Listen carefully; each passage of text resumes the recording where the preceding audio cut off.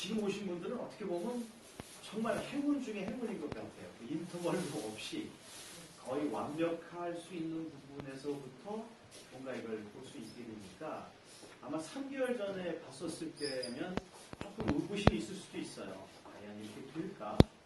왜냐하면 보험상품이라는 것은 언비주얼이잖아요. 보여지지 않는 상품을 판매하는 게 보험상품이거든요. 그거는 어떤 삼성생명이면 삼성생명에 대한 믿음이 있어야 보험을 줄 수 있는 거고 내 미래에 대한 어떤 보안 조치 때문에 하는 그런 부분들이죠.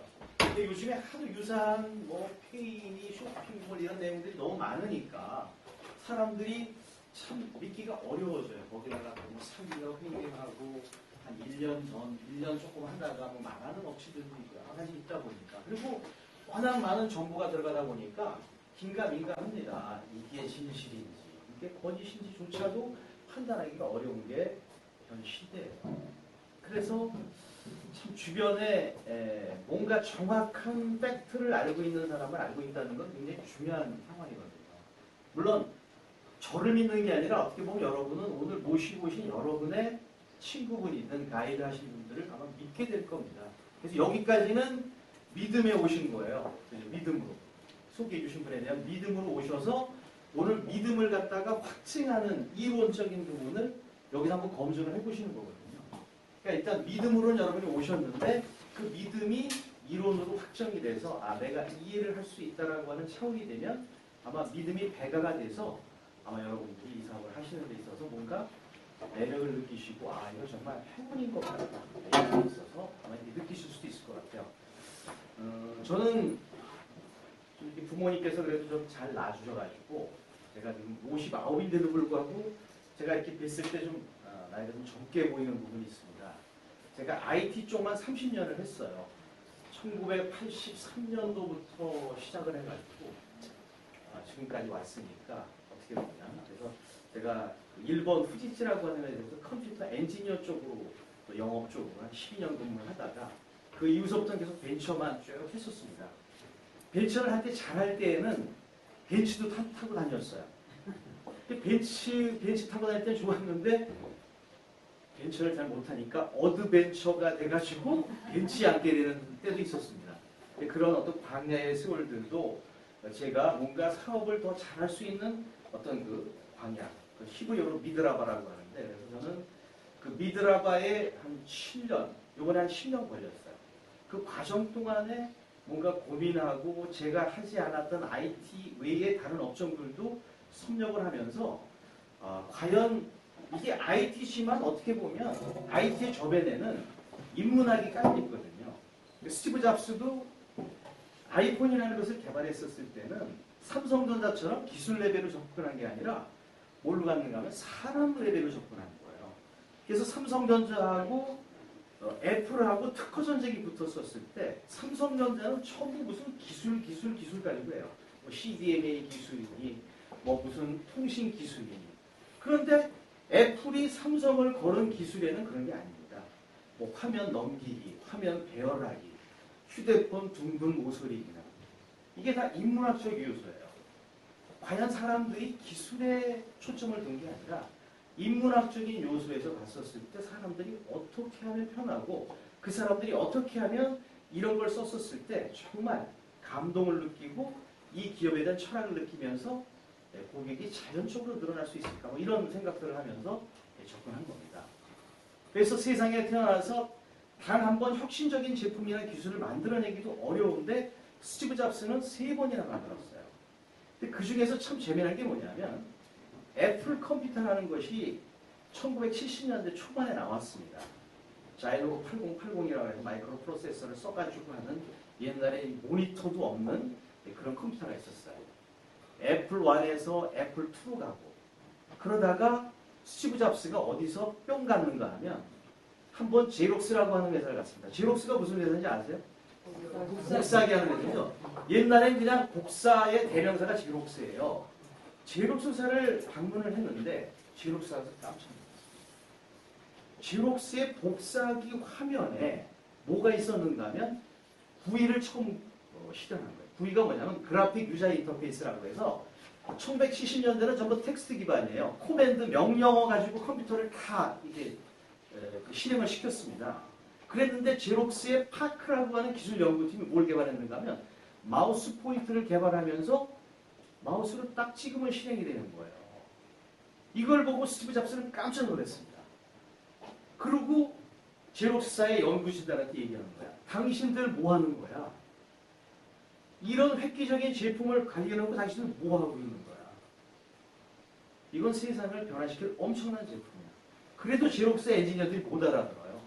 그래서 제록스사의 그 구이 컨텐츠 특허 기술을 스티브 잡스가 삽니다.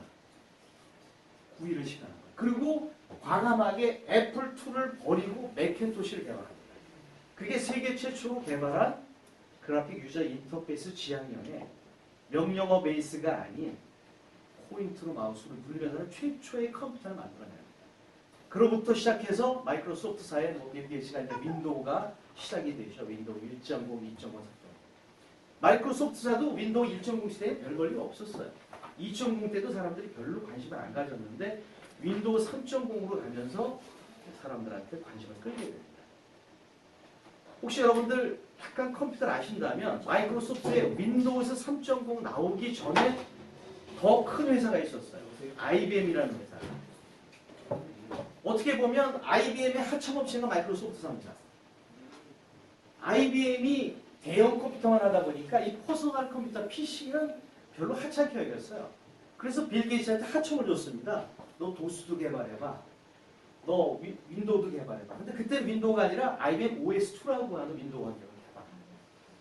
결국은 그 돈의 미천을 가지고 OS2라고 하는 구이 개념의 최초의 빌 게이츠가 개발을 했는데 IBM OS2는 폐쇄형입니다. 오픈 아키텍처가 아니기 때문에 그냥 자기네 제품에서만 돌아가는, 자기네 하드웨어에서만 돌아가는 OS를 개발한 거예요. 그래서 빌 게이츠가 앞으로 세상은 오픈마인드다.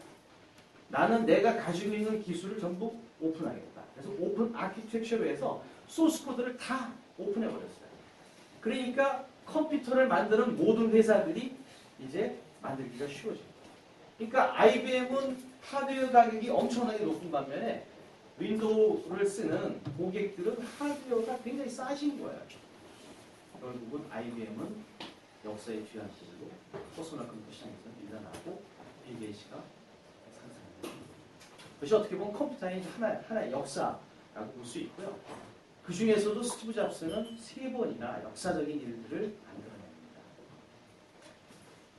제가 이제 오늘 서두가 조금 길긴 했는데 뭘 말씀을 드리고 싶었는가 하면 제가 이것을 뭐 이게 하루아침에 뚝딱거려서 나올 수는 없는 것이죠.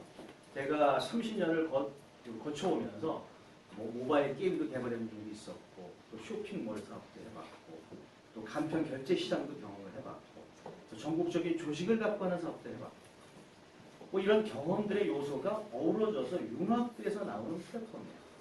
저도 이제 아마 제 인생의 마지막 창업이라고 저도 생각하고서 한 겁니다. 2004년도에 제가 전 세계적으로 모션이라는 게임을 개발했었을 때만 해도 저는 굉장히 꿈이 컸어요.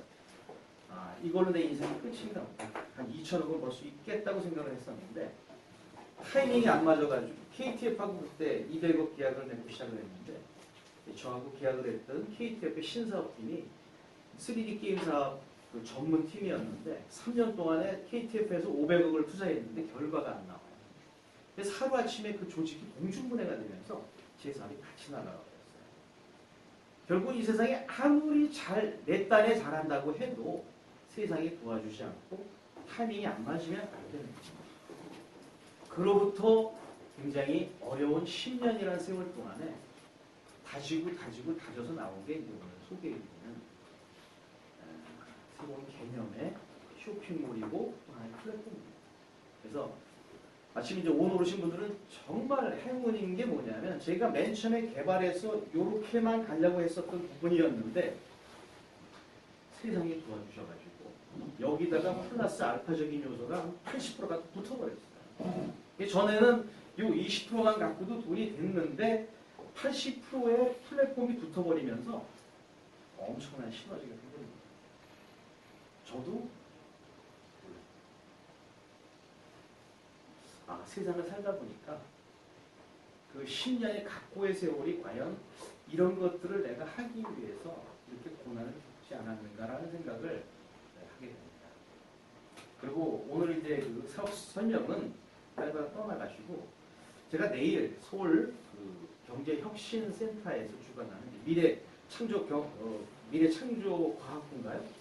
거기 주관으로 해서 분기별로다가 한 200개, 50 업체가 이렇게 제안을 해서 그 중에 선발된 12개 업체만 투자 설명을 할 수가 있어요. 요즘에 크라우드 펀딩이라고 하는 게 있죠.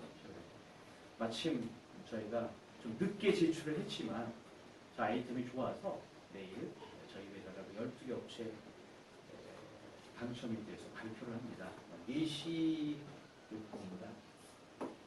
그리고 창조경제 투자 퍼레이드라고 하는데 여기에 4시 56분에 발표를 합니다. 이게 딱 10분밖에 안 주어져요.